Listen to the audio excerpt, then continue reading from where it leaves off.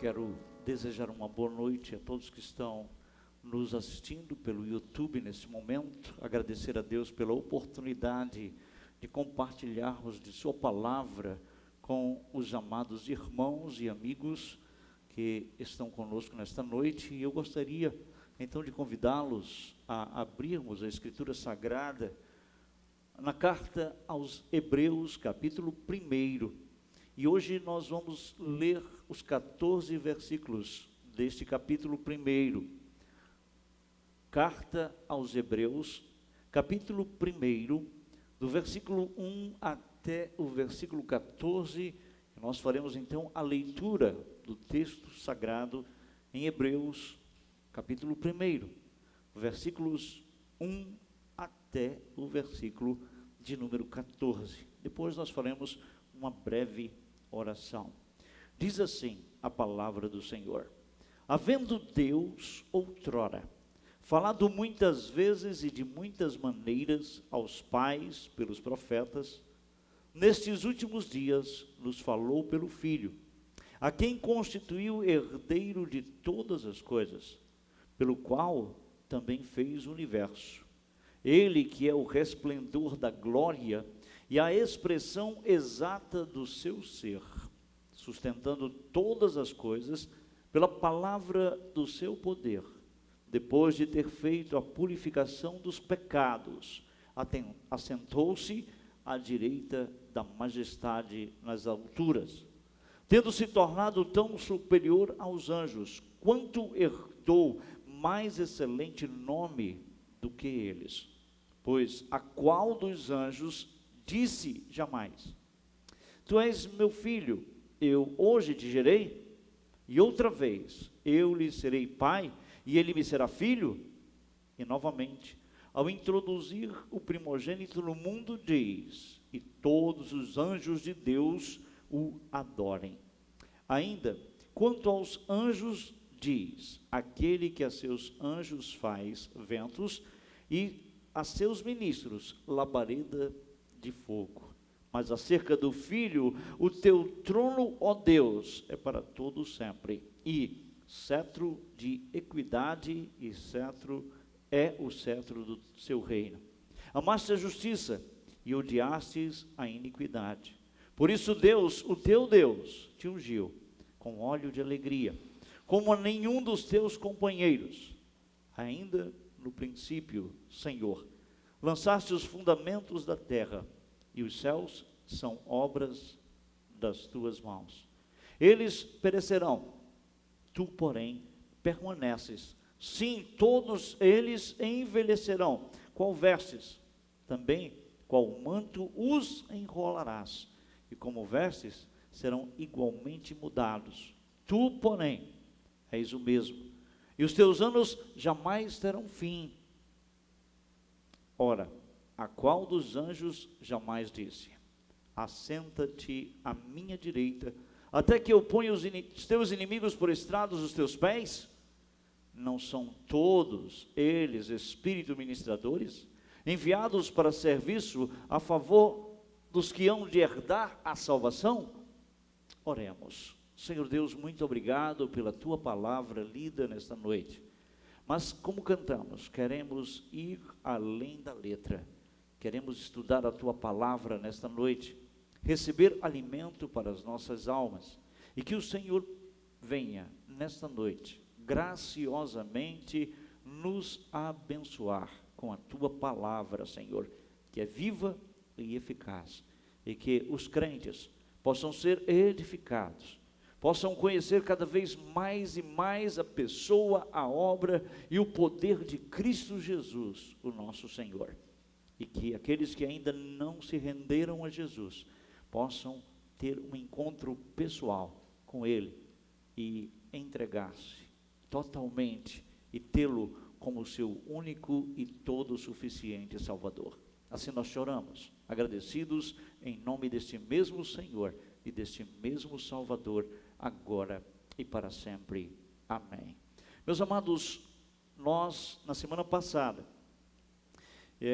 estivemos estudando o capítulo de número 3, capítulo 1, perdão, dos versículos 1 até o 3, e chegamos então à questão na qual o autor aos Hebreus, ele vai falar de nosso Senhor Jesus Cristo, do Filho, como o sumo sacerdote que fez a purificação dos pecados. No versículo 3, a parte final diz: depois de ter feito a purificação dos pecados, assentou-se à direita da majestade nas alturas. Nós estivemos estudando a supremacia do Filho em relação aos profetas. Mostramos aos irmãos que o autor de Hebreus nos fala a revelação final de Deus no Filho, versículos 1 e 2. Deus que teve no Filho a sua revelação última, final, meus amados. O Pai, Deus falou pelo Filho, diz o versículo de número 2. Número 2. Também nós vimos que Deus constituiu o Filho, o herdeiro de todas as coisas. Ainda no versículo 2 é dito isso: nesses últimos dias nos falou pelo Filho, a quem constituiu herdeiro de todas as coisas. Estudamos sobre isso. Depois vimos que Deus constituiu o Filho não somente herdeiro de todas as coisas, mas o versículo 2 nos mostra que o Filho é o agente da criação do universo. Veja, pelo qual também fez o universo. O autor aos Hebreus aqui apresenta a posição do Filho como Criador. No versículo 3, o autor aos Hebreus, ele diz que o Filho é o resplendor da glória de Deus. Jesus é a manifestação plena e final de Deus, meus amados, como nós vimos também na semana passada.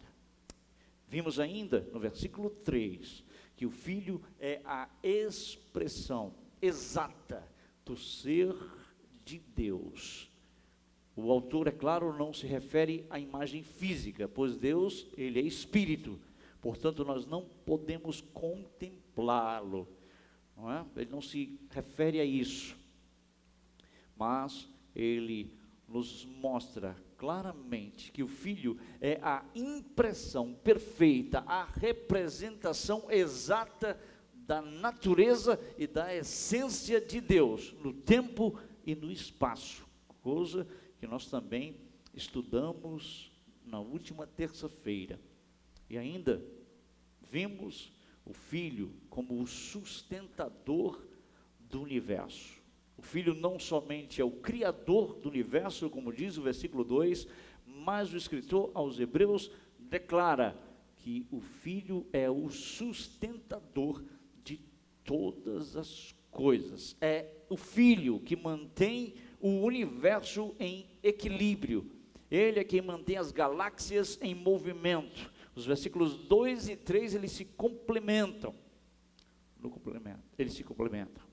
No princípio, o Filho falou e todas as coisas, e o universo foi criado. E ele ainda fala, e sua poderosa palavra mantém o universo em ordem. É justamente isso que o autor aos Hebreus trata quando ele coloca o Filho como sustentador do universo. Muito bem, e ficamos então até aqui, e a partir de hoje à noite nós vamos apresentar, ainda no versículo 3, mas duas coisas sobre o Filho. Primeiro, o Filho é o sumo sacerdote que fez a purificação dos pecados. O texto diz assim: depois de ter feito a purificação dos pecados. Note, o Filho, o Criador, herdeiro e sustentador de todas as coisas, tornou-se o grande sumo sacerdote. Ele, sendo perfeito e oferecendo um sacrifício perfeito, completou a obra da redenção perfeitamente. Lembro que Cristo era simultaneamente o sumo sacerdote e o sacrifício. Sumo sacerdote perfeito e o sacrifício perfeito. Cristo era simultaneamente as duas coisas: o sacerdote que oferecia o sacrifício e o sacrifício oferecido. Então, simultaneamente ele é o sumo sacerdote e o sacrifício. E quando ofereceu-se para a purificação dos pecados do seu povo, somente ele sendo o sumo sacerdote perfeito e o sacrifício perfeito, ele ofereceu-se para a purificação dos pecados do seu povo. O Filho, ele ofereceu-se uma vez por todas para expiar os nossos pecados. A obra foi uma única vez. Hebreus trata isso com muita clareza, que o Filho ofereceu-se uma vez por todas, diferente dos sacrifícios do Antigo Testamento, que ano após ano eram oferecidos pelos sumos sacerdotes do Antigo Testamento. Aqui o texto enfatiza, não é? Que ele, o Filho, depois de ter feito a purificação dos pecados, assentou-se. Ou seja, o Filho ofereceu uma vez por todas. Aqui o autor de Hebreus, ele introduz o sacerdócio de Cristo, que providenciou a purificação dos pecados, um tema que corre toda a carta aos Hebreus. Esse é um tema, o sacerdócio de Cristo, que percorre toda a carta aos Hebreus. Eu vou mostrar alguns textos para vocês nessa noite. Por exemplo, Hebreus capítulo 4, verso de número 14, diz assim: tendo, pois, a Jesus, o Filho de Deus, como grande sumo sacerdote, que penetrou os céus, conservemos firmes a nossa confissão. Capítulo 7, versículo de número 24 a 27. Este, se tratando de Jesus Cristo, o Filho, no entanto, porque continua para sempre, tem o seu sacerdócio imutável. Por isso também pode salvar totalmente os que por ele se chegam a Deus, vivendo sempre para interceder por eles. Versículo de número 26, com efeito, nos convinha um sumo sacerdote, como este, santo, inculpável, sem mácula, separado dos pecadores, e feito mais alto que os céus, e que não tem necessidade, veja, como os sumos sacerdotes, de oferecer todos os dias sacrifícios, primeiro pelos seus próprios pecados, depois pelos pecados do povo, porque fez isto uma vez por todas, quando a si mesmo se ofereceu. O Filho ofereceu uma vez por todas a si mesmo na cruz do Calvário para expiar os nossos pecados. O autor de Hebreus, aqui no capítulo 1, versículo de número 3, ele está introduzindo o sacerdócio de Cristo, aquele que providenciou a purificação dos pecados, e esse é um tema que percorre toda a carta aos Hebreus. Veja ainda capítulo 9, versículos 11 a 14 do capítulo 9.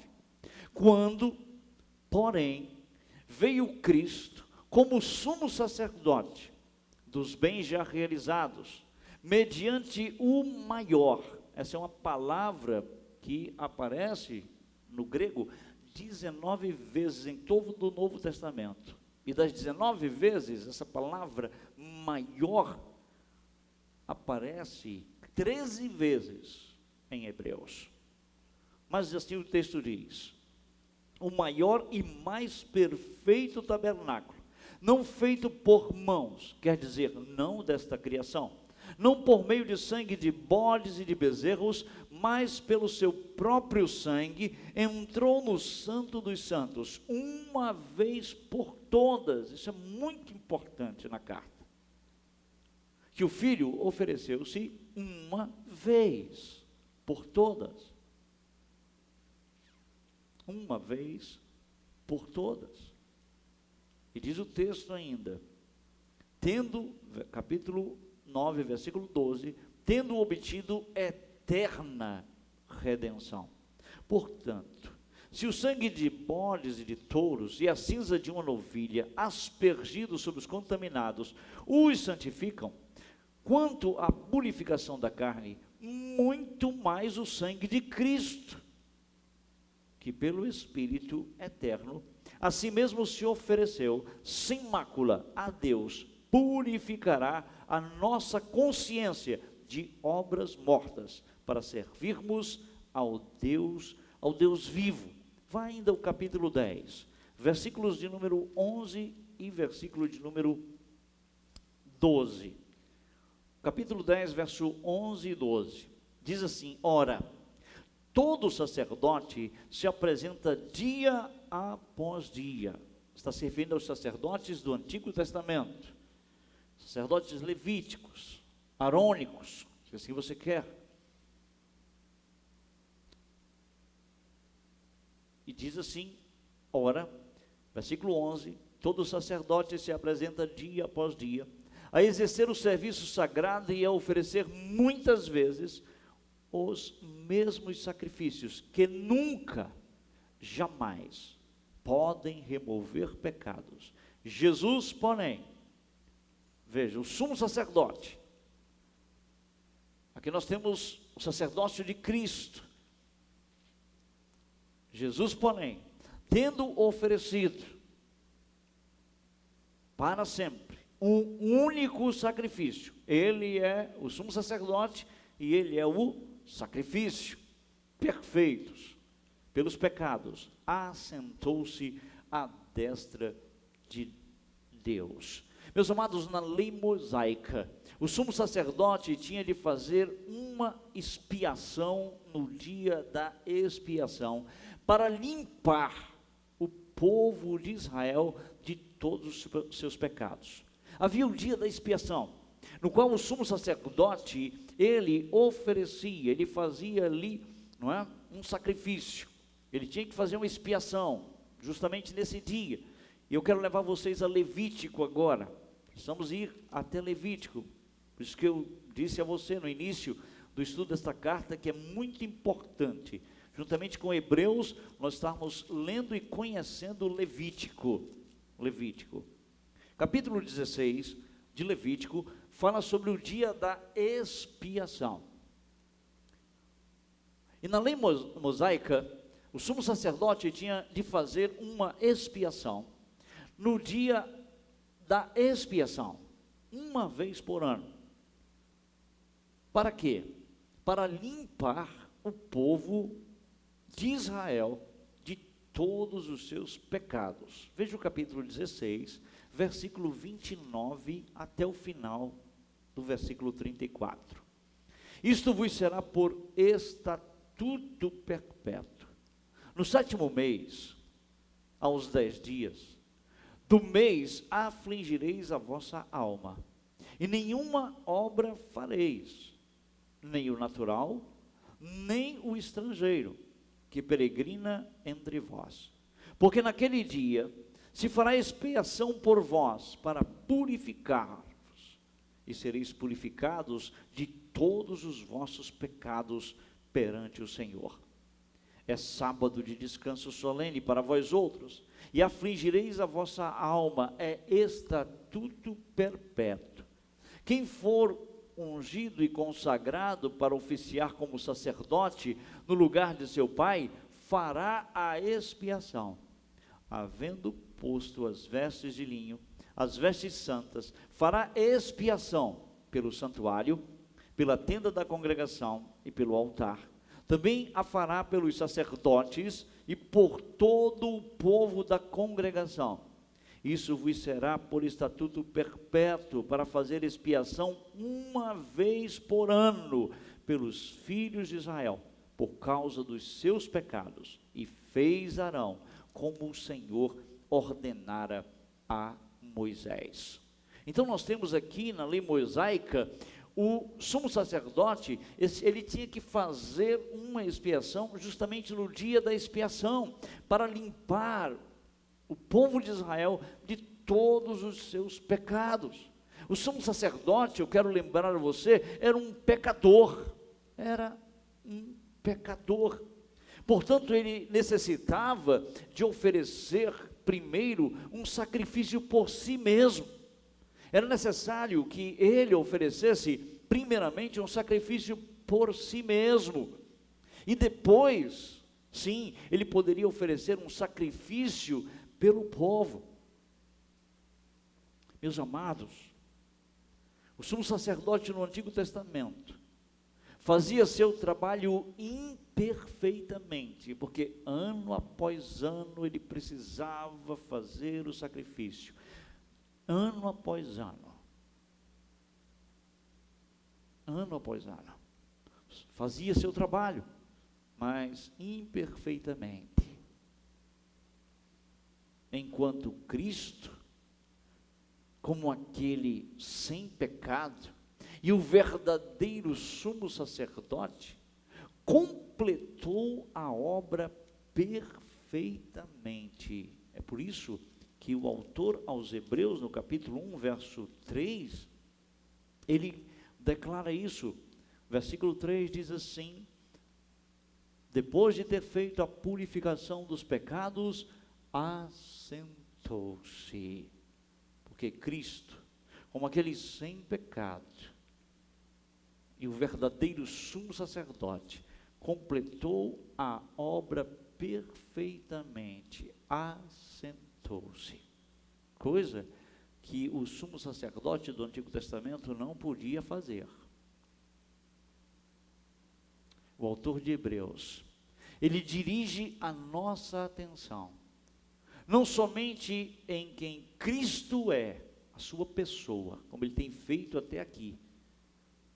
É interessante que o autor de Hebreus, ele dirige a nossa atenção, ele leva-nos, não somente a quem Cristo é, a sua pessoa, versículos 1, 2 e grande parte do versículo 3, mas também no que Cristo faz, a sua obra é apresentada diante de nós. Meus amados, o Filho é o único sacrifício, e que não pode ser repetido uma vez por todas. Uma vez por todas.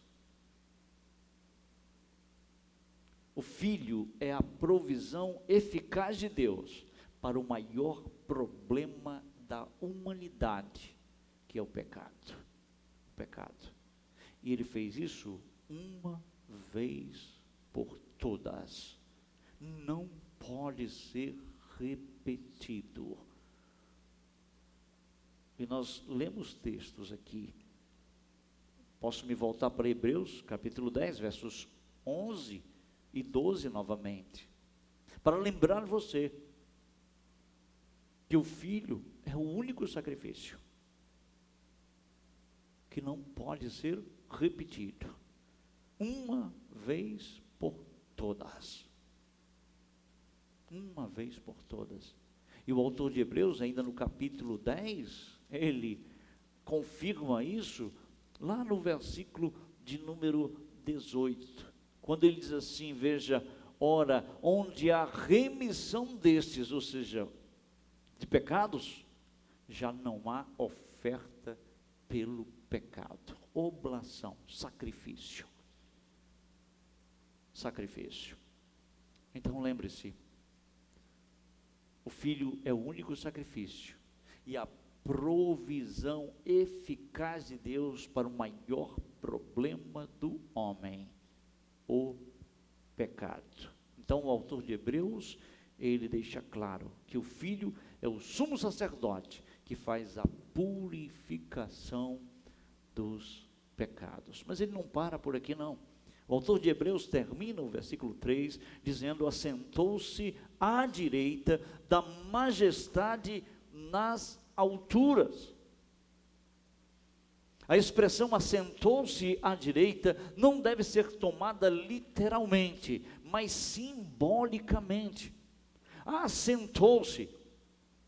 O filho se assenta, visto que a sua obra redentora se completou. Ele assenta-se para falar de quê? Da sua obra redentora, que foi completa. Ele concluiu.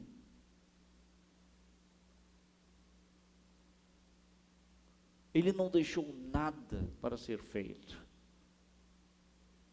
O filho assenta-se aqui, no sentido de que nós podemos ver que a sua obra redentora foi completa, se completou. E ele merece o lado direito do trono, porque acima de tudo, ele concluiu a obra que foi entregue a ele, a sua obra redentora, ele a concluiu cabalmente. Por isso, ele merece o lado direito. E essa expressão, lado direito, à destra de Deus, à direita da majestade nas alturas, meu amado. O significado da expressão aqui também está relacionado ao privilégio dado a uma pessoa altamente honrada. Honrada. Isso fala de uma posição de honra e privilégio. Portanto, o Filho é o Rei glorioso, que está assentado à mão direita de Deus, de onde governa soberanamente a igreja, as nações e o universo inteiro. O universo inteiro. O reino pertence a Ele. E Deus lhe deu. Ele recebeu um nome que está acima de todo nome. E ao nome de Jesus, todo joelho se dobrará, nos céus, na terra e debaixo da terra. Toda língua confessará que Jesus Cristo é Senhor, para a glória de Deus Pai. À direita da majestade. Posição não somente de honra e privilégio, mas também uma posição de poder.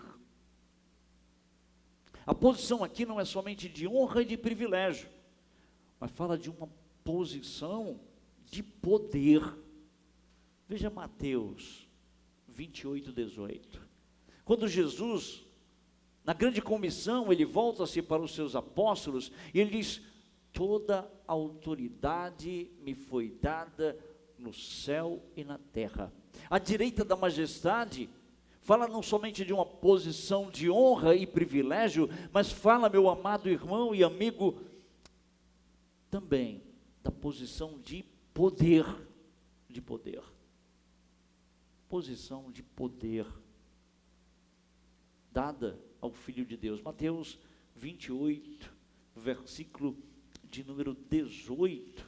O Senhor Jesus, na grande comissão, enfatiza isso aos seus discípulos, amados irmãos e amigos.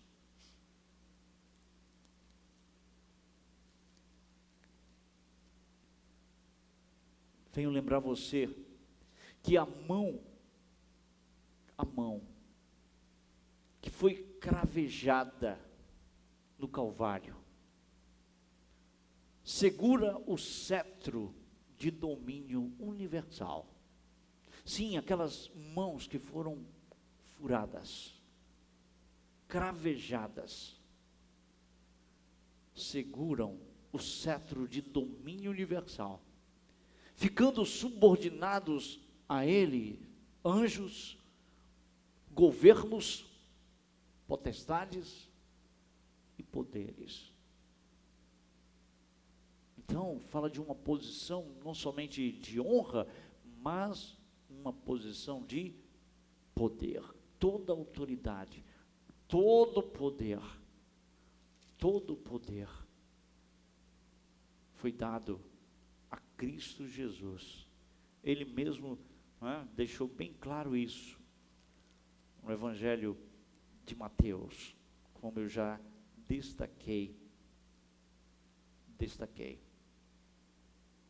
Por várias vezes ele afirma a nós que o Filho do Homem virá sobre as nuvens com grande poder e glória, muita glória, meus amados. Então, quando eu estava preparando essa mensagem, lembrei que as mãos que foram traspassadas pelos pregos, hoje seguram o cetro de domínio universal.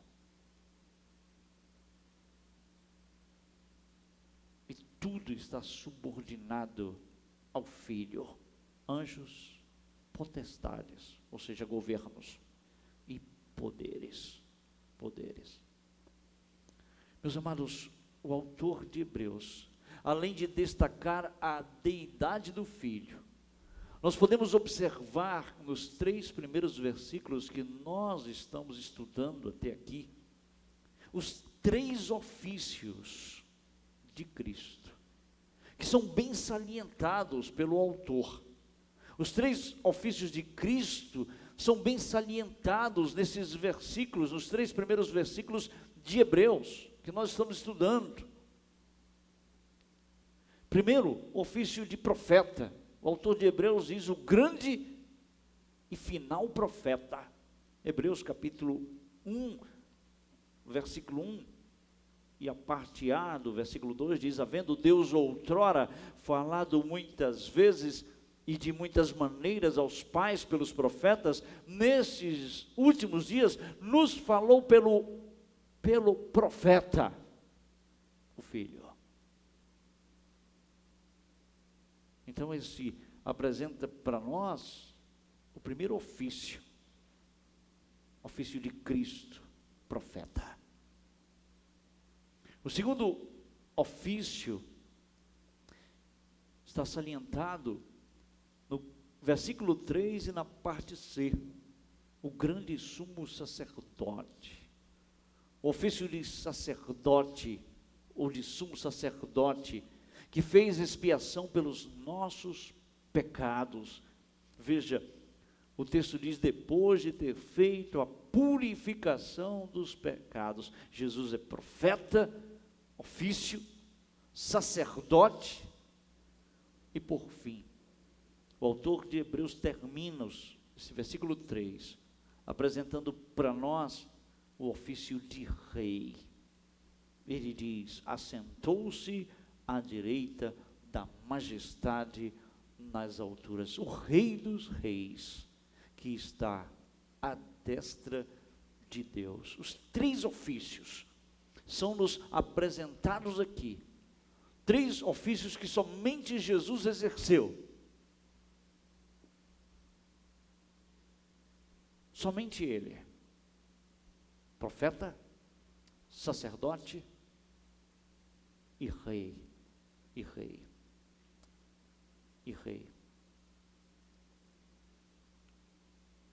Nos versículos 4 a 14, depois de falar que o Filho é superior aos profetas, o autor aos Hebreus vai mostrar-nos que o Filho é superior aos anjos. Veja o versículo 4 em diante.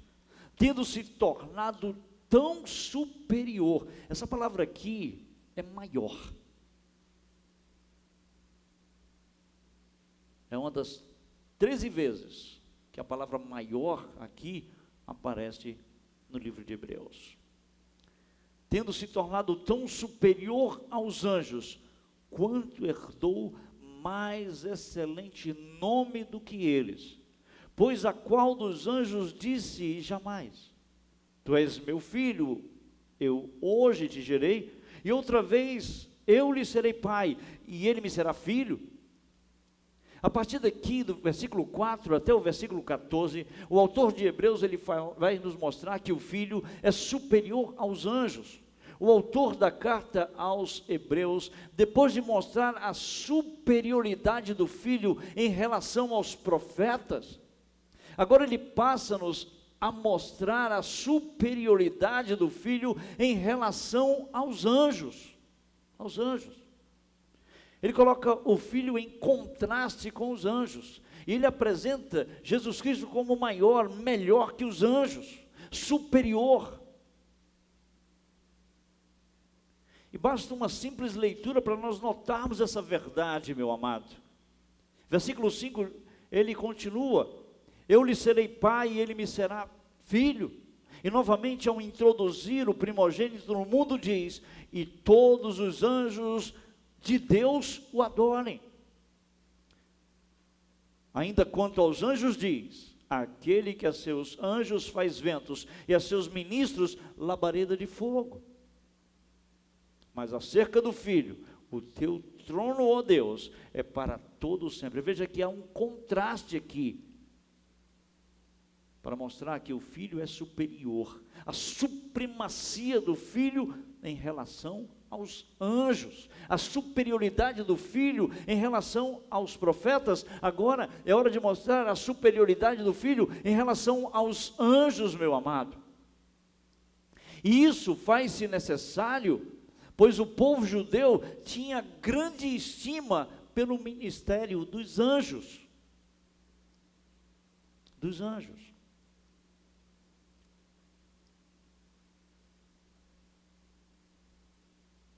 Afinal, não é? Afinal de contas, de toda a criação, não é? De toda a criação, os anjos são os que estão mais perto de Deus, é ou não é? E os judeus, principalmente os judeus helenistas, eles tinham grande estima pelos anjos. Pois afinal, meus amados, de toda a criação, eles são os que estão mais perto de Deus. São citados os anjos na Bíblia, por se ocuparem com a tarefa de prover ao homem a revelação divina. Vamos ver alguns textos sobre isso?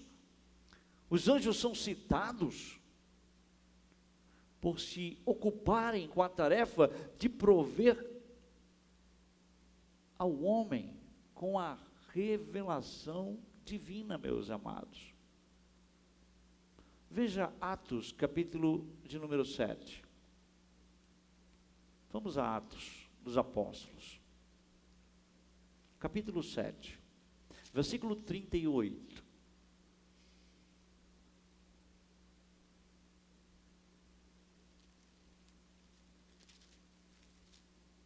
Diz assim a palavra do Senhor: É este Moisés, quem esteve na congregação no deserto, com o anjo que lhe falava no Monte Sinai, e com os nossos pais, o qual recebeu palavras vivas para nulas transmitir.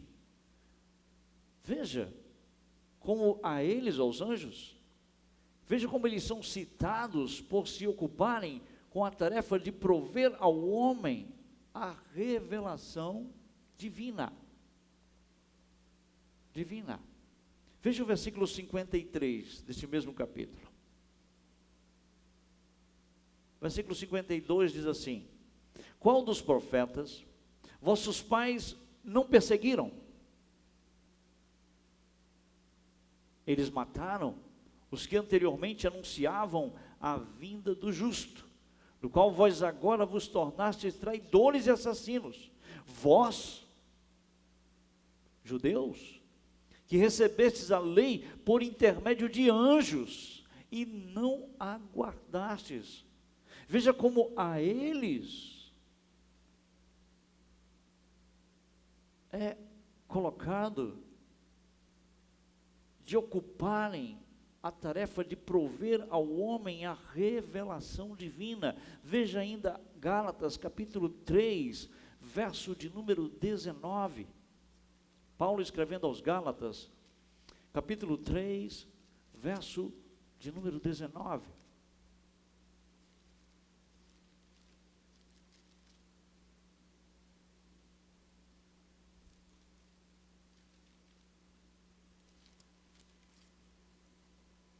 Diz assim: qual, pois, a razão de ser da lei? Foi adicionada por causa das transgressões, até que viesse o descendente, a quem se fez a promessa, e foi promulgada por meio de anjos, pela mão de um mediador, Moisés. Eu quero levar você a entender que os judeus, eles tinham alta estima pelos anjos.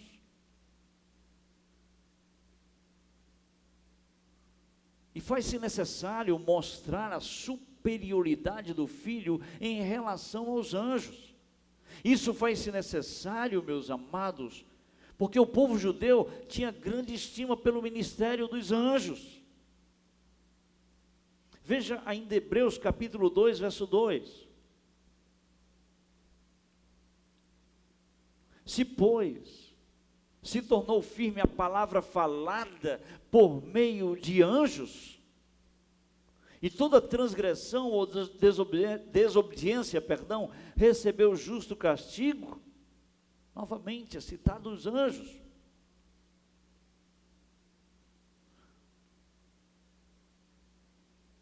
Ocupando a tarefa de prover ao homem a revelação divina. E não somente isso, seres angelicais aparecem com frequência no decorrer da história do povo de Deus no Antigo Testamento. Isso é um fato, meu amado. Um fato. Então o judeu ele tinha autoestima pelo ministério dos anjos. Nós podemos ver em todo o Antigo Testamento, e até no livro de Atos dos Apóstolos, e até nos Evangelhos, meus amados, que seres angelicais aparecem com frequência no decorrer da história do povo de Deus. E nós, então, compreendemos que o autor da carta aos Hebreus, ele parece ter desenvolvido o seu argumento nesses versículos 4 até o 14, por causa de uma crença da época, acerca da importância dos anjos. Tudo indica que havia uma certa crença acerca da importância dos anjos. O autor aos Hebreus parece combater uma tendência muito comum entre os judeus, que se sentiam inclinados a adorar os anjos.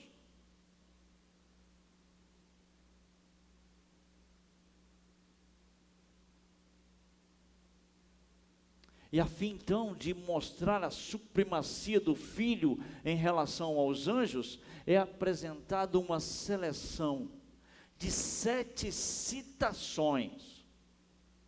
O autor aos Hebreus, ele faz 7 citações, extraídas do Antigo Testamento. Veja que ele vai fazer 7 citações do Antigo Testamento, extraídas de lá, do Antigo Testamento. 5 citações são extraídas do livro de Salmos. E 2 citações são extraídas de outros livros. O de Deuteronômio e o livro de 2 Samuel. Os versículos 5 em diante, nós temos 7 citações. Porque o autor aos Hebreus, ele quer mostrar a supremacia, a superioridade, ele quer mostrar que Jesus é maior, é melhor que os anjos, que o Filho é superior aos anjos. O autor aos Hebreus, ele quer mostrar a supremacia do Filho em relação aos anjos, e então ele apresenta uma seleção de 7 citações que ele extrai do Antigo Testamento. E 5 dessas citações, meus amados, são extraídas do livro de Salmos.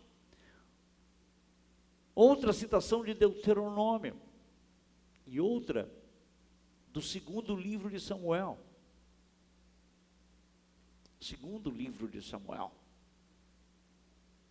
Os versículos que nós estudaremos sobre a supremacia do Filho com relação aos anjos, apresentam 7 citações, para mostrar que o Filho é maior, é melhor, é superior aos anjos.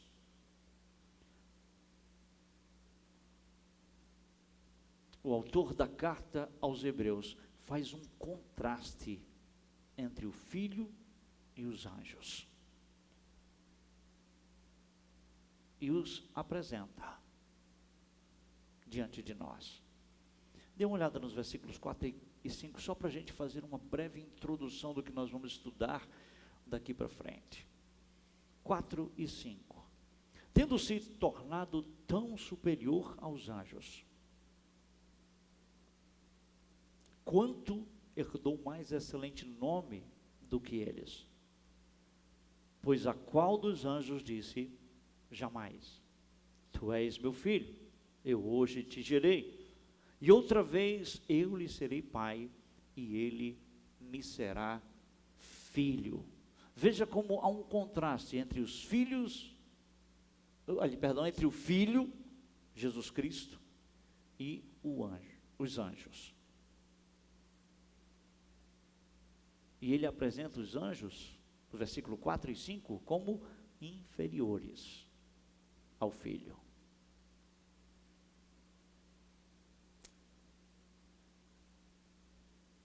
Os anjos são inferiores com relação ao Filho. No versículo de número 6, veja, e novamente ao introduzir o primogênito no mundo, diz: e todos os anjos de Deus o adorem. O Filho é superior, no versículo 4 e 5, os anjos são inferiores. No versículo 6, os anjos são os adoradores, e o Filho é digno de adoração.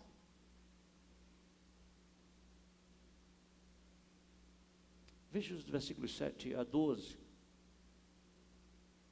Ainda, quanto aos anjos diz: aquele que a seus anjos faz ventos, e a seus ministros labareda de fogo. Mas acerca do Filho, o teu trono, ó Deus, é para todo sempre, e cetro de equidade é o cetro do seu reino. Amaste a justiça e odiaste a iniquidade. Por isso Deus, o teu Deus, te ungiu com óleo de alegria, como a nenhum dos teus companheiros.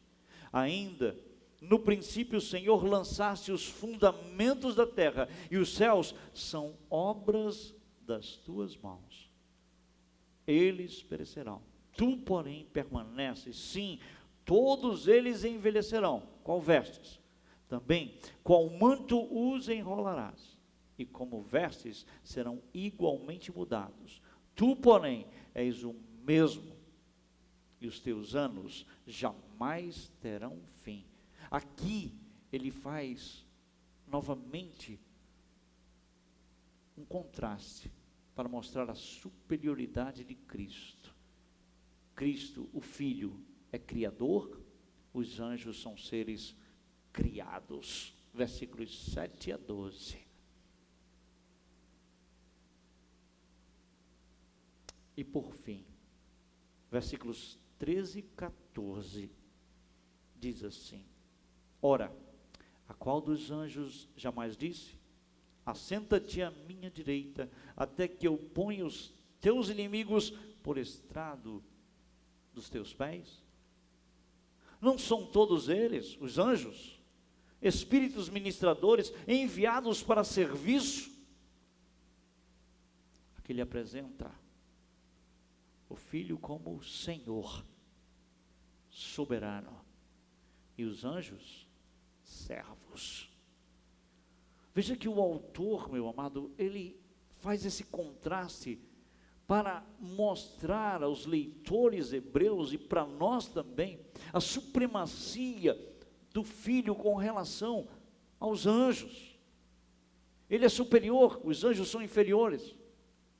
Ele é digno de adoração, os anjos são adoradores. Ele é o Criador, os anjos são seres criados. Ele é Senhor, os anjos são servos. Eu acho tão bonito esse versículo 14, que depois nós vamos compartilhar. Não são todos eles, os anjos, espíritos ministradores, enviados para serviço a favor dos que hão de herdar a salvação? Os anjos não estão a nosso serviço, são servos. Servos. Quanto ao Filho, meus amados, o autor, nos mesmos versículos que nós estamos colocando aqui, deixa evidente a sua supremacia. Fica evidente a supremacia de Cristo nos versículos que nós estamos apresentando nesta noite e vamos continuar apresentando na semana que vem. Fica evidente, o autor aos Hebreus, nestes versículos, deixa evidente a supremacia do Filho. O nome dele mostra que ele é digno de adoração, mostra que ele é Criador e Senhor soberano. Se Deus permitir, a partir de semana que vem, nós vamos ver mais detalhadamente essas verdades apresentadas nos versículos que nós queremos colocar diante dos irmãos. Versículos 4 e 5. O Filho tem um nome superior, se você quer marcar para o estudo da semana que vem. O Filho tem um nome superior. Versículos 4 e 5. Versículo 6, o Filho tem uma dignidade superior. Não só um nome superior, o Filho tem uma dignidade superior. Versículo 6. Versículos 7 a 12. O Filho tem uma natureza superior, em se tratando dos anjos. O Filho tem uma natureza superior, versículos 7 a 12. E por fim, o Filho tem uma posição superior. Versículo 8, a parte A, que diz assim: mas acerca do Filho, teu trono, ó Deus, é para todo sempre. E versículos 13 e versículo de número 14. Meus irmãos, eu estou assim maravilhado com os primeiros versículos de Hebreus, que mostram não somente a pessoa de Cristo, que cristologia. Se você quer estudar essa doutrina, a doutrina de Cristo, não tem coisa melhor. Quanta riqueza sobre a pessoa e sobre a obra de nosso Senhor e Salvador Jesus Cristo. A sua supremacia com relação aos profetas do Antigo Testamento e agora a sua supremacia com relação aos anjos. E que Deus aplique a sua palavra aos nossos corações. E nós possamos nos apegar cada vez mais, com mais firmeza, ao nosso Senhor e Salvador Jesus Cristo. Uma boa noite e que Deus abençoe cada um dos irmãos em Cristo Jesus. Amém.